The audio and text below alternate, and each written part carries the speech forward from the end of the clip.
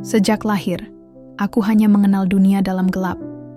Namun, setelah mencium Hajar Aswad di Tanah Suci, tiba-tiba aku bisa melihat nyata, jelas, dan tanpa penjelasan medis. Apa yang sebenarnya terjadi padaku? Perjalanan hidupku berubah selamanya. Namaku Hasan. Aku lahir di sebuah desa kecil di Jawa Tengah. Desa yang bahkan kalau kau cari di peta digital pun mungkin harus di-zoom berkali-kali sampai akhirnya muncul. Di desa itulah aku tumbuh, besar, dan menjalani hidup tanpa pernah tahu seperti apa warna langit, bentuk wajah ibuku, atau indahnya senja. Bukan karena aku tak mau melihat, tapi karena sejak aku dilahirkan ke dunia ini, mataku tidak pernah berfungsi seperti orang lain. Aku buta sejak lahir. Aku nggak tahu warna itu seperti apa. Biru, merah, kuning, semua itu cuman kata. Kata yang kupelajari lewat cerita orang-orang. Waktu kecil, aku pernah tanya ke ibu, "Bu, warna langit itu kayak apa?" Ibu terdiam lama. Lalu, dia bilang, "Langit itu warnanya biru, nak. Biru itu rasanya tenang, sejuk, kayak angin pagi yang kamu suka itu." Kan, dari situlah aku belajar membayangkan dunia lewat rasa dan suara. Angin pagi adalah biru. Matahari hangat adalah kuning. Suara petir itu merah, mungkin juga hitam. Aku membuat warna sendiri di kepalaku. Warna yang tidak pernah sama dengan yang kalian lihat, tapi buatku cukup. Sehari-hari aku bekerja sebagai pengrajin anyaman. Aku bikin tikar, tempat tisu, dan kadang keranjang dari bambu. Tanganku hafal pola-pola itu. Orang-orang sering heran bagaimana bisa aku, yang tak bisa melihat, bisa bikin barang-barang serapi itu. Tapi buatku, bukan soal bisa atau nggak bisa. Ini soal bertahan hidup. Aku tinggal bersama ibu. Umurnya sekarang hampir 70 tahun, tapi semangatnya kayak anak muda. Dialah mataku, kakiku, dan tempatku pulang. Sejak kecil sampai sekarang, ibu yang menggandengku kemana-mana. Ke masjid, ke warung, ke ladang, bahkan ke acara pengajian. Meski aku udah besar, ibu nggak pernah lelah jadi penuntunku. Ibu cuma mau, "Hasan hidup layak, meski dunia nggak adil sama kamu," katanya suatu malam. Waktu aku tanya kenapa beliau nggak pernah nikah lagi setelah ayah meninggal. "Ayahku meninggal waktu aku masih bayi," kata orang. "Beliau jatuh dari pohon kelapa.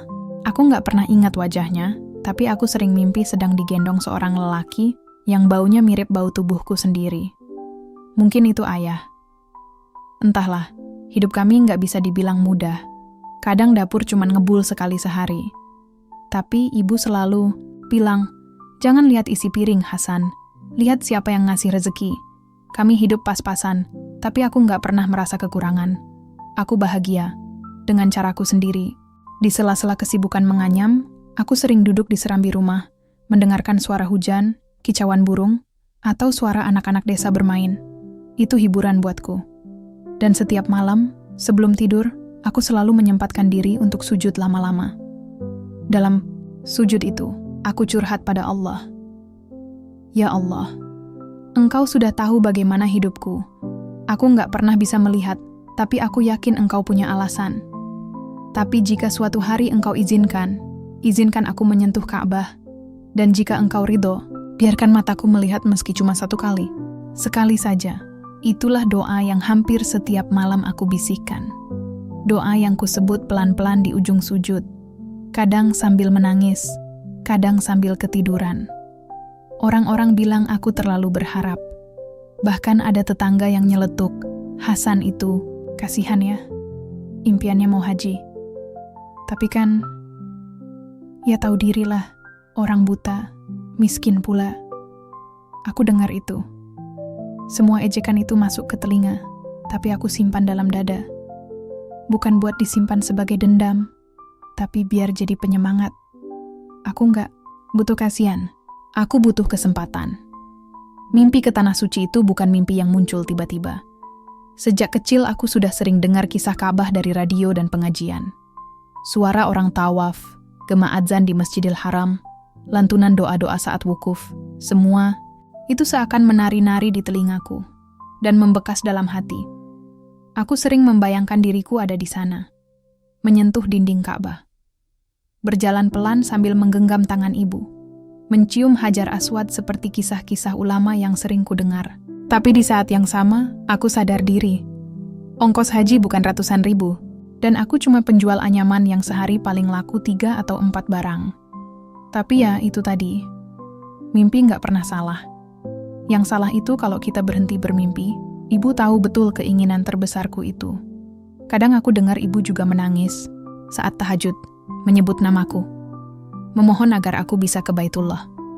Entah kenapa, semakin kesini, aku merasa seperti ada sesuatu yang sedang Allah siapkan. Aku nggak tahu apa. Tapi hatiku merasa tenang, meski belum ada tanda-tanda apapun. Sampai pada satu siang yang biasa, ketika aku sedang menganyam di bawah pohon jambu depan rumah, datang kabar yang mengubah hidupku selamanya. Tapi itu akan kuceritakan di bab selanjutnya. Yang pasti, sampai hari itu datang, aku masih sama seperti dulu. Pria buta dari desa kecil yang hidup dari kerajinan bambu, ditemani ibu yang luar biasa, dan satu mimpi yang selalu kupeluk erat, bertemu dengan Ka'bah.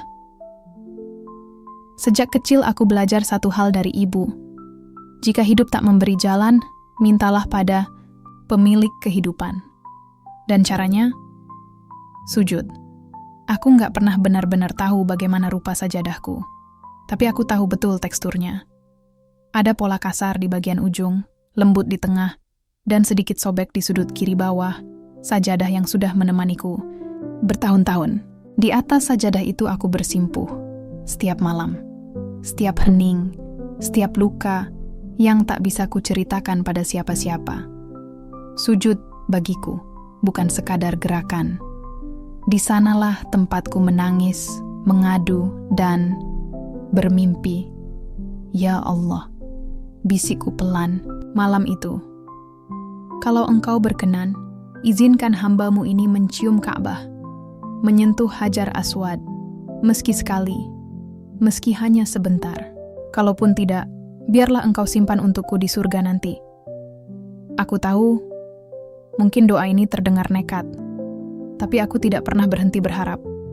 Karena bukankah Allah menyukai hamba-Nya yang terus meminta?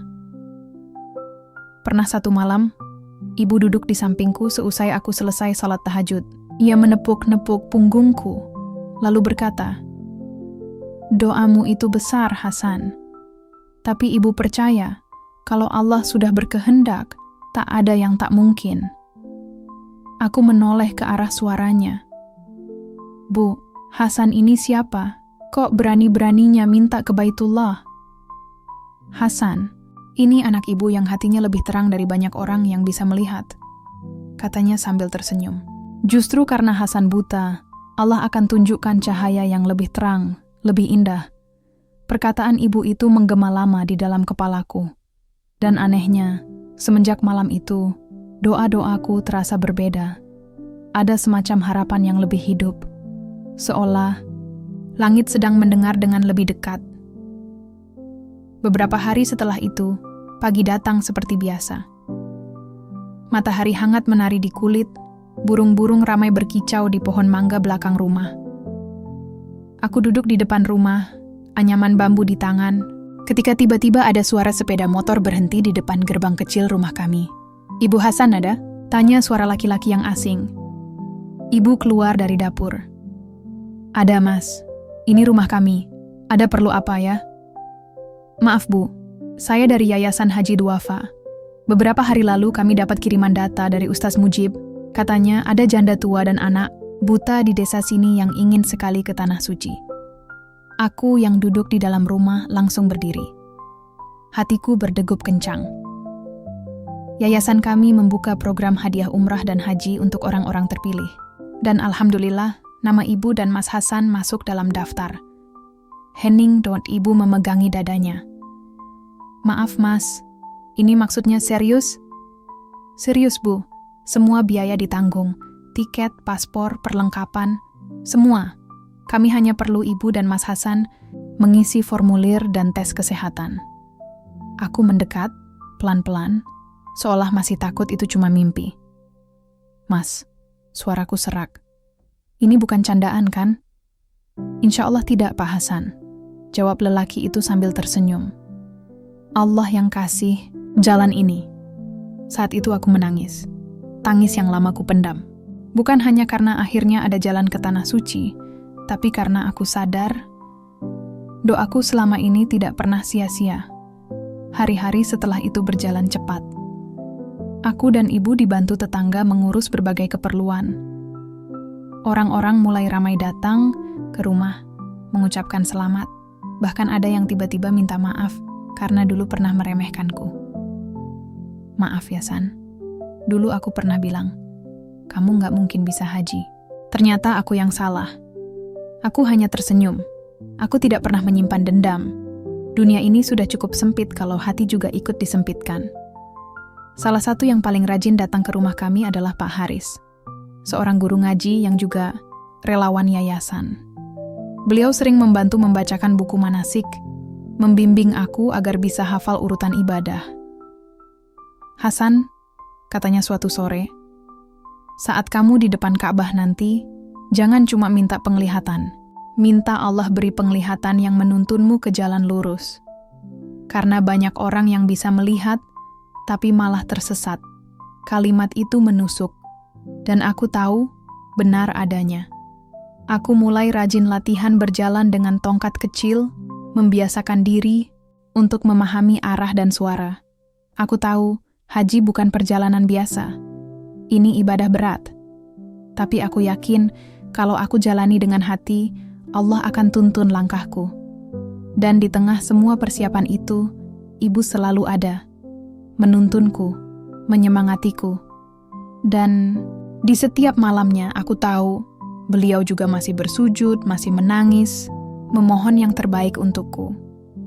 Satu malam sebelum keberangkatan, aku tidak bisa tidur.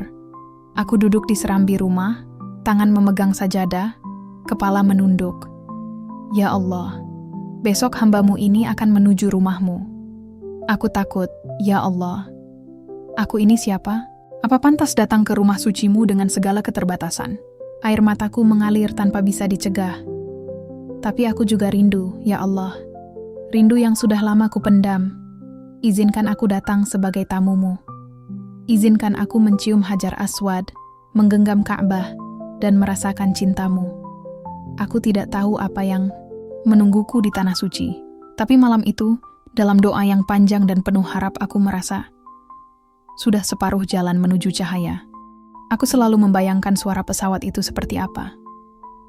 Dulu waktu kecil, aku pernah berdiri di halaman dan mendengar suara gemuruh dari langit. Kata orang, itu pesawat. Sejak saat itu, aku sering bertanya-tanya, seperti apa rasanya naik benda yang bisa terbang? Hari itu, semua pertanyaan akan terjawab. Aku dan ibu dibantu oleh relawan yayasan sampai ke bandara. Ini pertama kalinya aku keluar dari desa.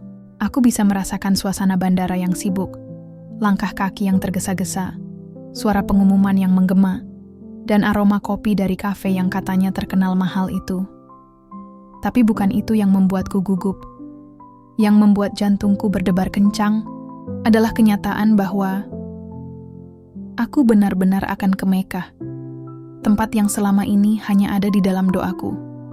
Hasan, pegangan tangan ibu, ya? Jangan jauh-jauh, kata ibu sambil meremas tanganku. Iya, Bu. Aku mengangguk meski ibu tak bisa melihatnya. Tapi aku tahu beliau bisa merasakannya dari genggamanku yang erat. Penerbangan menuju Jeddah memakan waktu lebih dari 9 jam. 9 jam duduk, berdoa, sesekali mendengarkan suara zikir dari para jemaah lain.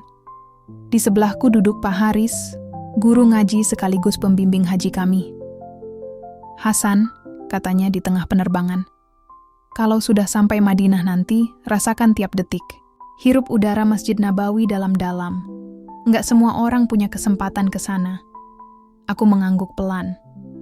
Dalam hati aku bergumam, ya Allah, aku bahkan belum bisa melihat seperti apa Madinah itu. Tapi izinkan aku mencintainya sepenuh hati. Dan ketika akhirnya roda pesawat menyentuh landasan di Jeddah, aku merasakan sesuatu yang aneh di dalam dada. Seperti ada getaran yang lembut, tapi kuat. Sebuah rasa yang tidak pernah bisa dijelaskan dengan kata-kata. Rasa haru. rasa syukur, rasa rindu yang seperti bertemu rumah setelah tersesat sangat lama. Hari pertama kami habiskan di Madinah, Masjid Nabawi, tempat suci yang dibangun oleh Rasulullah sendiri. Aku tidak bisa melihatnya, tapi aku bisa merasakan kedamaiannya. Udara di sana lebih sejuk dari tempat manapun yang pernah aku singgahi. Lantai masjidnya halus, seperti dipoles dengan doa-doa ribuan orang yang bersujud di atasnya.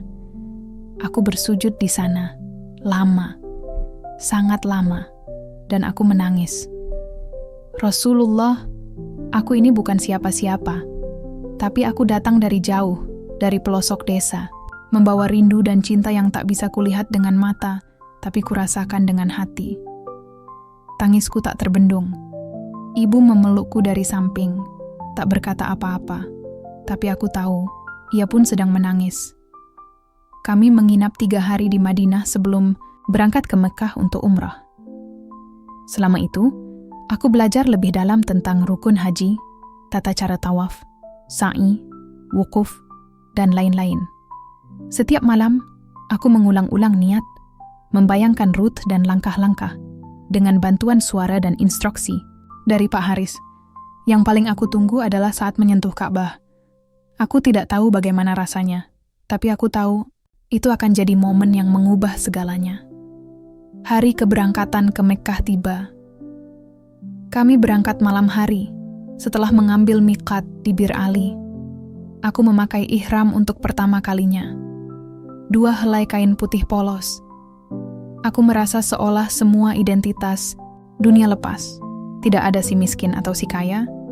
Tidak ada yang bisa melihat atau tidak bisa melihat. Semua sama di hadapan Allah. Labbaik Allahumma labbaik. Suara talbiyah menggema dari seluruh penjuru bus. Aku ikut melafalkannya, meski suara tercekat oleh haru. Labbaik la syarika laka labbaik. Air mataku tak berhenti mengalir sepanjang jalan. Mekah, aku akan sampai di sana. Aku akan berada di dekat Ka'bah, rumahnya. Tempat yang selama ini hanya hadir dalam doaku yang panjang. Dan ketika akhirnya kaki ini menginjak tanah Mekah, aku menggigil. Bukan karena dingin, tapi karena tubuhku seolah tahu aku sedang berada di tempat yang tidak biasa, tempat yang suci.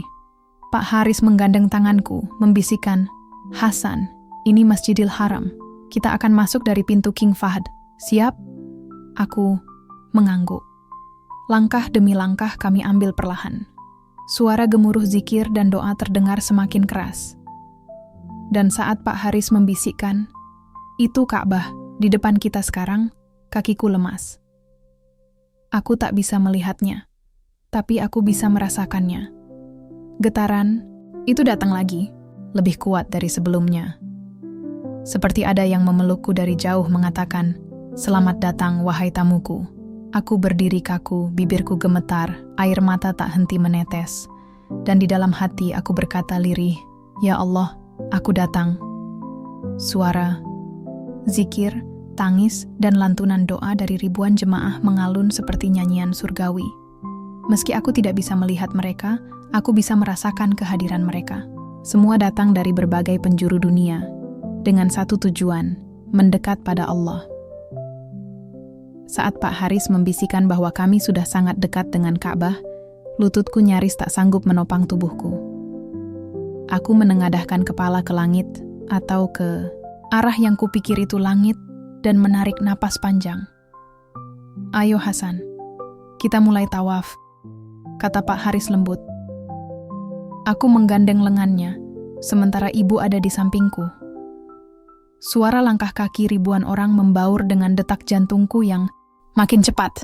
Dan ketika kami mulai mengitari Ka'bah, jantungku seperti mau meledak. Bismillah, Allahu Akbar.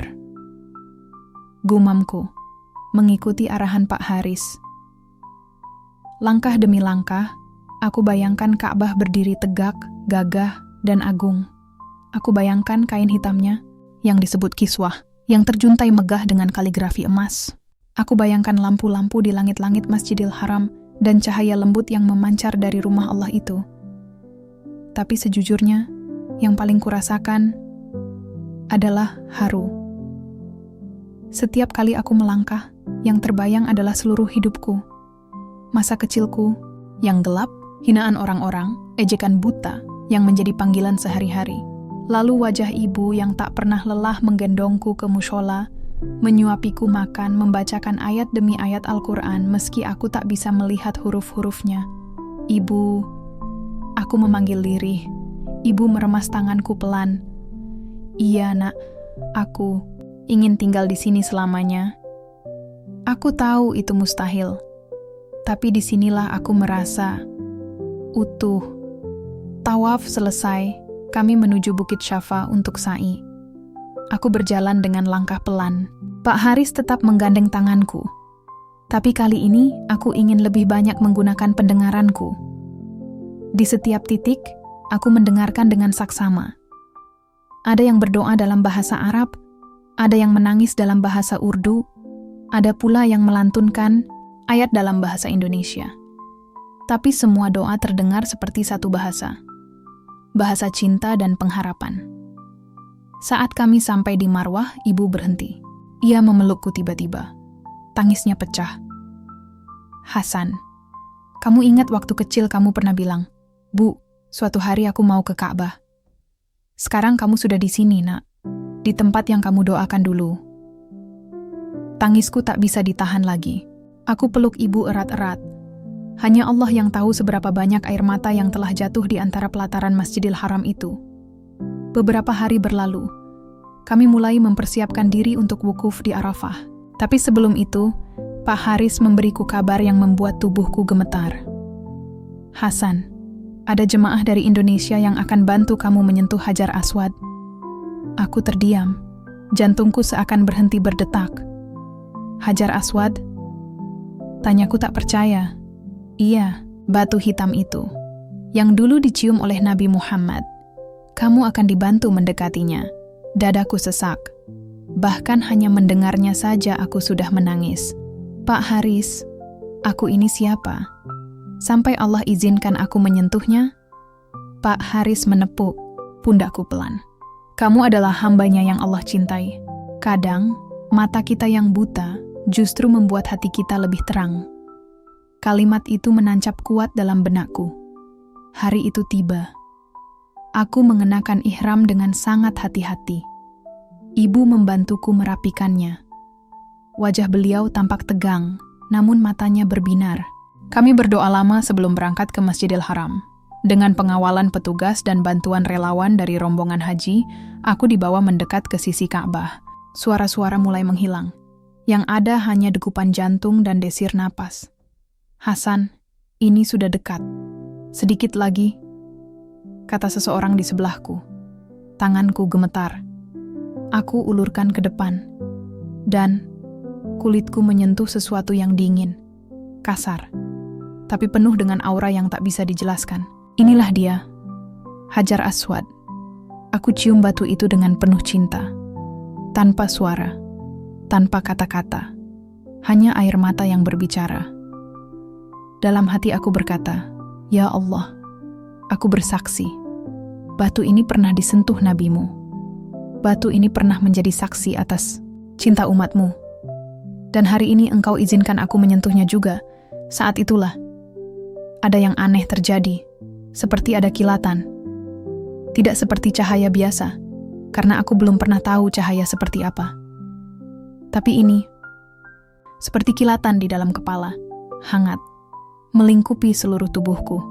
Aku memejamkan mata, dan ketika aku buka perlahan, ada cahaya, ada bentuk, ada warna. Aku kaget, sangat kaget. Aku jatuh terduduk. Suara orang-orang memudar. Tapi ada satu hal yang tak bisa kuhindari. Aku bisa melihat.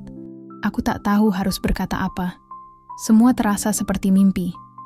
Tapi tubuhku gemetar, air mataku mengalir deras, dan mata ini, mata yang sejak aku lahir tak pernah tahu bentuk atau warna. Sekarang melihat, awalnya samar, seperti kabut tipis, menutupi semuanya. Tapi perlahan, bentuk-bentuk mulai jelas. Warna-warna mulai muncul. Ada putih, ada hitam, ada cahaya. Cahaya yang sangat terang, sangat indah. Belum pernah aku merasa sesakit ini, sekaligus sebahagia ini dalam satu waktu. Hasan, Hasan, kamu kenapa? Suara Pak Haris terdengar panik. Aku hanya bisa terisak. Suaraku tercekat. Tanganku menggenggam. Lengan Pak Haris erat-erat, dan untuk pertama kalinya, aku melihat wajah seseorang. Wajahnya belum jelas, tapi aku bisa mengenali garis hidungnya, kerutan di keningnya, dan mata yang membelalak tak percaya. Pak Haris, aku berbisik. Saya bisa lihat. Dia tertegun. Apa? Saya bisa lihat, Pak. Saya bisa lihat wajah Bapak. Beberapa petugas menghampiri. Mereka sempat mengira aku pingsan atau kesurupan. Ibu yang sedang menunggu di sisi barat, Ka'bah datang tergopoh-gopoh begitu mendengar kabar bahwa aku tumbang. Begitu melihat wajahku, dia langsung memelukku. Hasan. Ya Allah, kamu kenapa, Nak? Aku pegang pipinya. Aku lihat rambutnya yang beruban, kulitnya yang mulai keriput, wajah perempuan paling tangguh dalam hidupku, yang selama ini hanya bisa kuraba. Kini terlihat jelas di depan mataku. Air mataku tak terbendung. Bu, aku bisa lihat. Aku lihat ibu sekarang. Ibu mengerutkan dahi. Kamu ngomong apa? Nak, aku lihat ibu. Aku lihat Ka'bah. Aku lihat langit, Bu. Ibu masih bingung. Tapi saat aku menyebut warna-warna dan bentuk-bentuk, matanya mulai membesar. Mulutnya ternganga. Tangannya menutup mulut. Ya Allah, ya Rabb. Beneran, Hasan. Beneran kamu lihat? Aku mengangguk cepat. Ibu langsung bersujud di tempat, menangis sekencang-kencangnya. Orang-orang sekitar ikut berkumpul. Sebagian besar ikut menangis dan bertakbir. Allahu Akbar, Allahu Akbar. Aku tak tahu harus bereaksi bagaimana. Di tengah keramaian itu, aku hanya bisa duduk, menangis, dan memandangi dunia untuk pertama kalinya. Sore itu, kami kembali ke hotel. Dokter rombongan langsung mengecek kondisiku. Mereka tak habis pikir. Secara medis, ini mustahil, katanya sambil menggeleng-geleng. Sejak lahir ya? Tanya salah satu dari mereka. Aku mengangguk. Iya Pak Dokter, sejak lahir. Pernah dirawat di rumah sakit, pernah terapi, pernah scan otak. Semua bilang aku buta total. Retina rusak, syaraf mati, nggak mungkin bisa sembuh. Dokter menghela napas. Tapi sekarang kamu bisa melihat. Jelas sekali, jawabku mantap. Dia memandangku lama, lalu berkata pelan. Kalau begitu, mungkin ini bukan urusan medis. Malamnya, aku duduk di balkon kamar hotel, memandangi kota Makkah yang bermandikan cahaya. Untuk pertama kali, aku tahu seperti apa cahaya lampu, seperti apa bentuk bulan, seperti apa wujud gedung-gedung tinggi. Tapi yang paling menyentuhku adalah saat melihat Ka'bah dari kejauhan, bentuknya tegak dan sederhana, tapi ada aura yang membuatku terdiam dan menunduk. Seolah tubuhku tak sanggup menatapnya terlalu lama. Ibu duduk di sampingku. Dia menatapku lekat-lekat, seperti masih belum percaya. Hasan, kamu pernah doa minta bisa melihat? Aku tersenyum. Sering, tapi udah lama aku berhenti berharap. Ibu mengangguk pelan. Berarti Allah simpan doamu selama ini buat dikabulkan di waktu yang paling istimewa. Aku menatap langit. Waktu yang paling istimewa dan tempat yang paling suci. Besoknya, berita tentangku mulai menyebar di rombongan. Beberapa jemaah mulai berdatangan, bertanya, bahkan menangis saat melihatku bisa berjalan sendiri tanpa dipapah. Ada yang bilang aku diberi karomah. Ada yang menyebut ini mukjizat, tapi aku sendiri belum tahu harus menyebutnya apa. Yang jelas, hidupku berubah. Setelah bertahun-tahun mengenal dunia hanya lewat suara dan sentuhan, kini aku bisa melihat. Tapi jujur, perubahan ini bukan cuma soal penglihatan. Hatiku ikut berubah.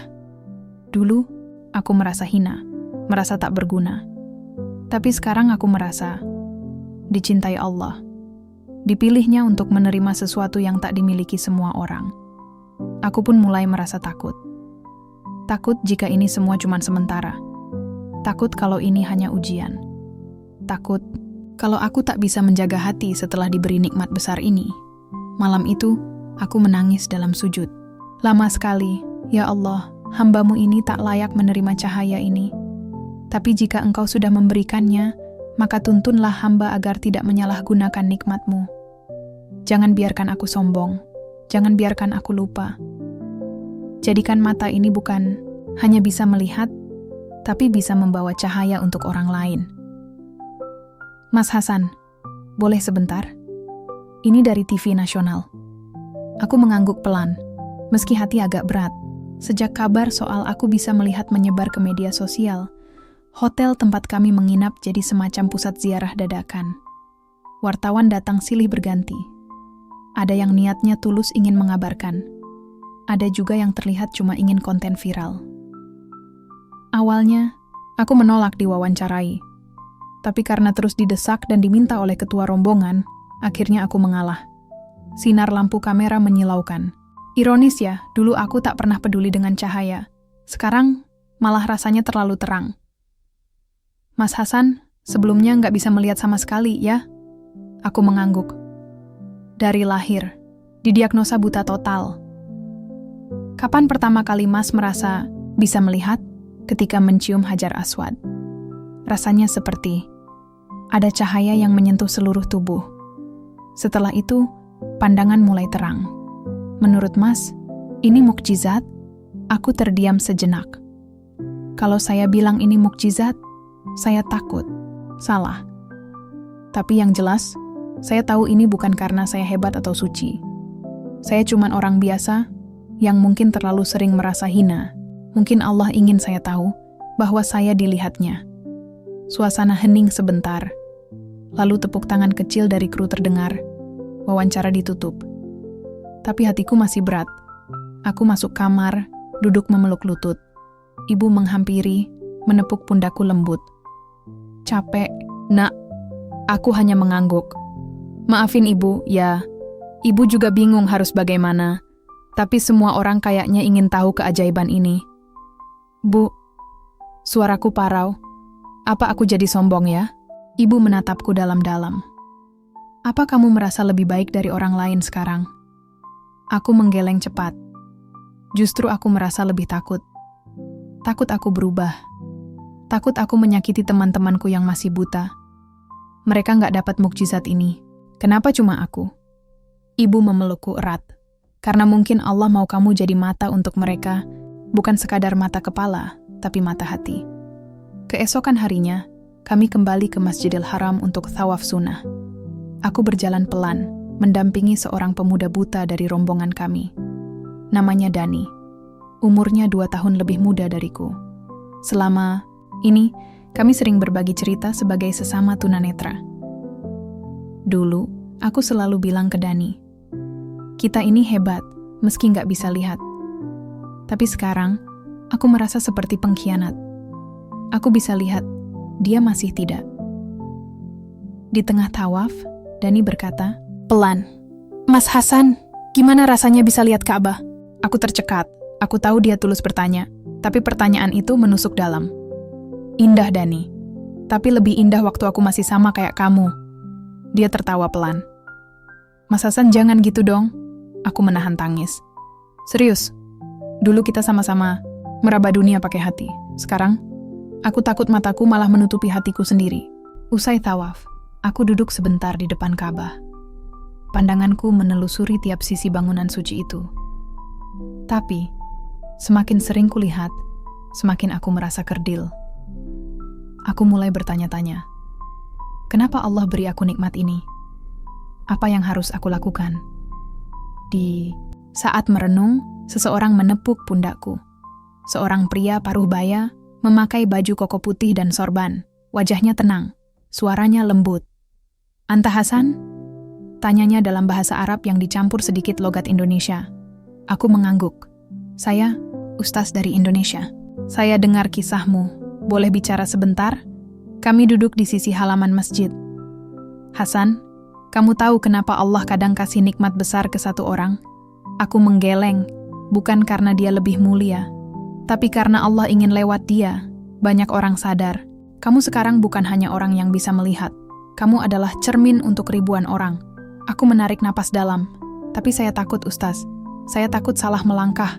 Takut itu bagus. Karena orang yang takut pada tanggung jawabnya, biasanya lebih hati-hati. Tapi jangan sampai ketakutan itu malah bikin kamu berhenti melangkah. Beberapa hari setelah itu, kami ziarah ke Madinah. Di sana suasana lebih tenang. Tak banyak media, tak banyak orang yang mengenali. Aku bisa menikmati suasana Masjid Nabawi dengan damai.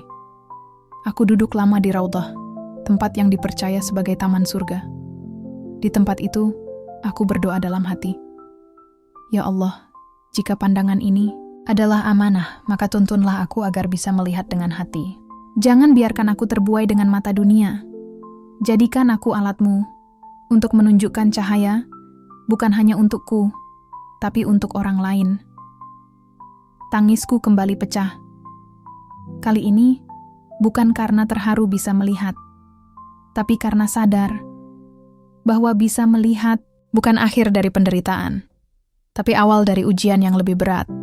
Sepulang dari tanah suci, hidupku seakan berubah 180 derajat.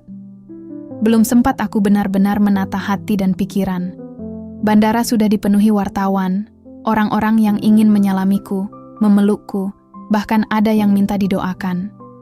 Aku jadi semacam ustaz dadakan. Mas Hasan, senyum dong. Satu foto lagi. Klik wajahku terpampang di media sosial, di portal berita, bahkan di salah satu stasiun televisi swasta yang terkenal karena acara gosipnya. Iya, Mas Hasan yang dari Mekah itu.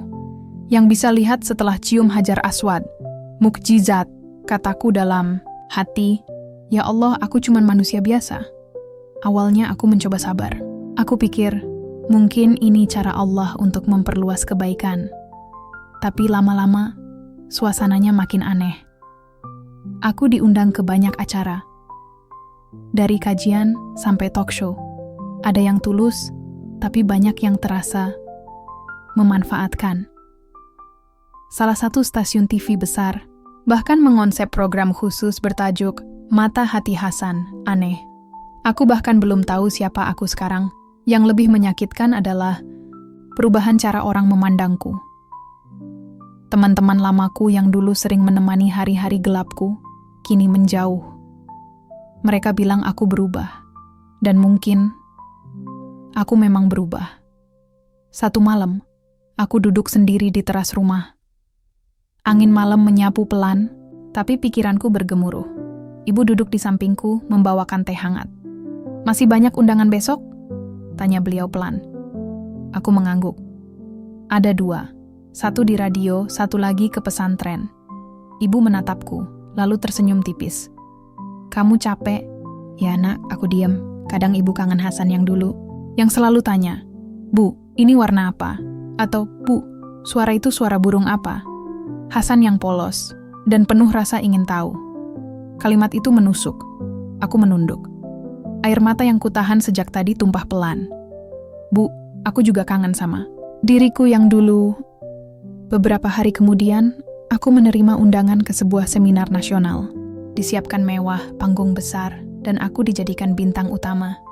Waktu naik ke atas panggung, aku lihat poster besar bertuliskan, Mukjizat, dari buta total ke juru dakwah hebat, dadaku sesak. Saat mulai berbicara, aku memandangi para peserta. Mereka menatapku dengan mata penuh kagum, tapi entah kenapa aku merasa sendiri.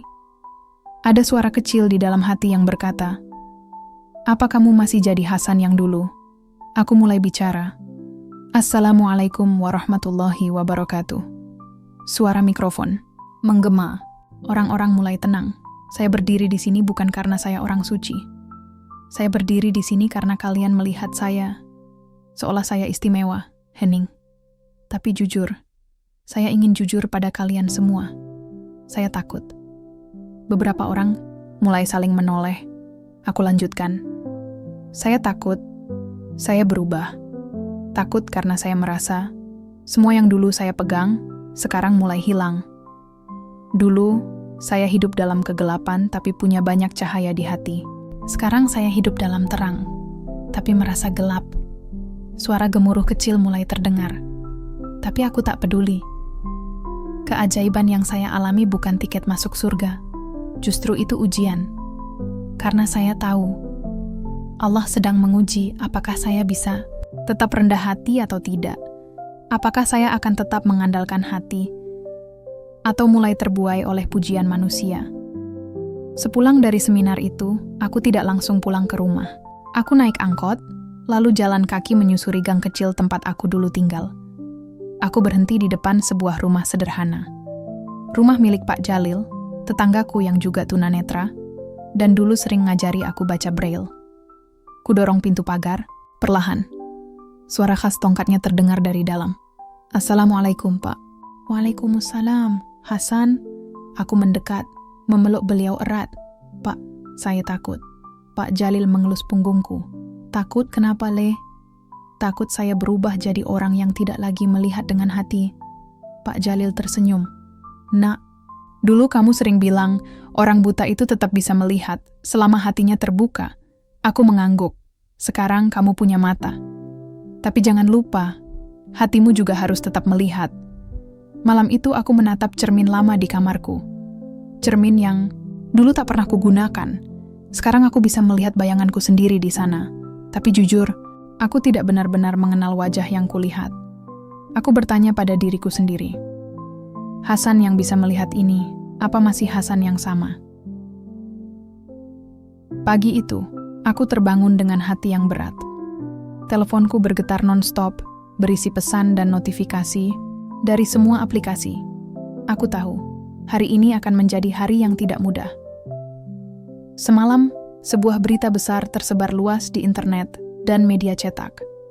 Hasan, pria buta yang tiba-tiba bisa melihat, diduga menipu dan mencari sensasi. Judul-judul lain mengatakan, aku hanya kebetulan bisa melihat sementara dan akan segera kembali buta lagi. Ada pula tuduhan bahwa aku memanfaatkan haji untuk kepentingan pribadi. Hatiku hancur. Aku yang selama ini hanya berusaha menjalani hidup, kini menjadi bulan-bulanan. Teman-teman lama mulai menghindar, bahkan ada yang menatapku dengan rasa curiga. Aku duduk di ruang tamu rumah, memeluk kedua lututku. Ibu duduk di sebelah, wajahnya penuh kesedihan. Ia tidak bisa berkata banyak, hanya mengusap kepalaku dengan lembut. "Hasan, semua ini ujian, Nak," kata ibu pelan. "Tapi Bu, aku capek.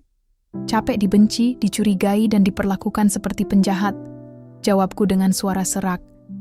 Aku merasa sangat sendiri, walau di tengah keluarga dan orang-orang yang mencintaiku. Aku rindu masa-masa sebelum mukjizat itu datang, saat aku bisa menikmati dunia dengan hati, bukan mata. Hari demi hari berlalu, tekanan semakin berat.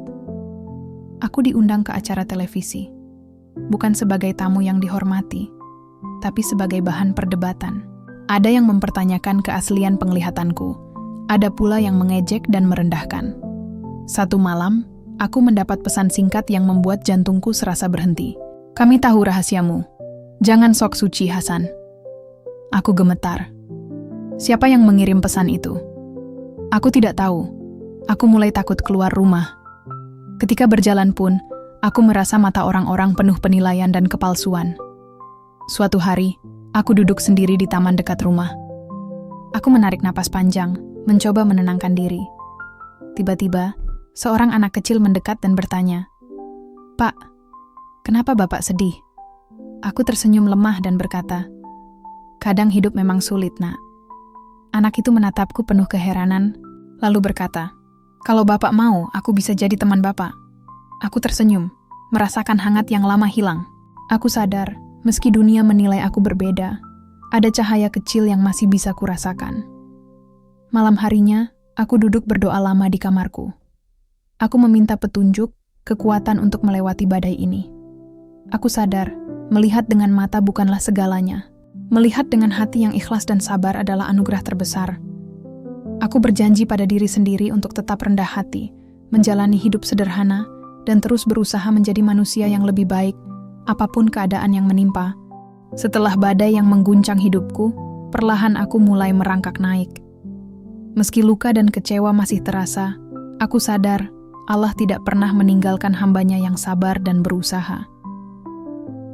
Hari-hari yang sebelumnya terasa berat dan penuh tekanan, aku isi dengan hal-hal sederhana. Belajar, berdiskusi, dan lebih banyak mendengarkan orang lain.